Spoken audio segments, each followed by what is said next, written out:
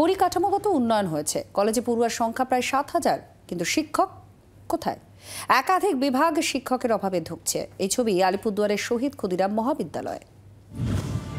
গ্রামীণ এলাকার ছাত্রছাত্রীদের উচ্চশিক্ষার স্বার্থে 2006 সালে তৎকালীন বাম সরকার আলিপুরদুয়ারের কামাখাগুড়িতে চালু করে শহীদ ক্ষুদিরাম মহাবিদ্যালয়। বর্তমান সরকারের আমলেও বিরাট উন্নতি ঘটেছে কলেজের পরিকাঠামোয়। এই মুহূর্তে কলেজের ছাত্রছাত্রীর সংখ্যা প্রায় ৭,০০০। তবে কলেজের পরিকাঠামোগত উন্নয়ন হলেও গোড়ায় গলদ রয়েই গেছে।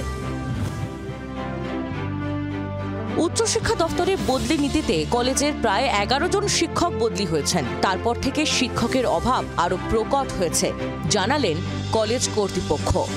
এনওসিতে দিতে গিয়ে আমাদের শিক্ষক অর্থাৎ আমাদের সায়েন্স থেকে নিয়ে আর সমস্ত ডিপার্টমেন্ট থেকে মিলে প্রায় 11 জনের শিক্ষক আমরা আমাদের কলেজ থেকে ট্রান্সফার নিয়ে ওনারা চলে গেছে। সেই জায়গাটা পরবর্তীতে এক দুটো আসছে, কিন্তু ফুলফিল আমরা পাইনি। এমনি পার্মানেন্ট ফ্যাকাল্টি আছে 13 জন, 22 জন হচ্ছে আমাদের স্যাক টিচার আছে, টোটাল 37।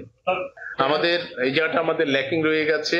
আমাদের সায়েন্স ডিপার্টমেন্ট আছে, যদি রেজাল্ট ভালো হয় যারা আছেন তারা ভীষণভাবে চেষ্টা করছেন। টিচার্স অ্যান্ড স্টুডেন্ট যেটা থাকার পার্সেন্টেজ থাকার কথা, যেটা 1.25 থাকার কথা, সেখানে আমাদের হয়ে গেছে 1:205। স্যাক টিচারদের একটা নিয়ম আছে, তারা সপ্তাহে হচ্ছে 15টা ক্লাস নেবে।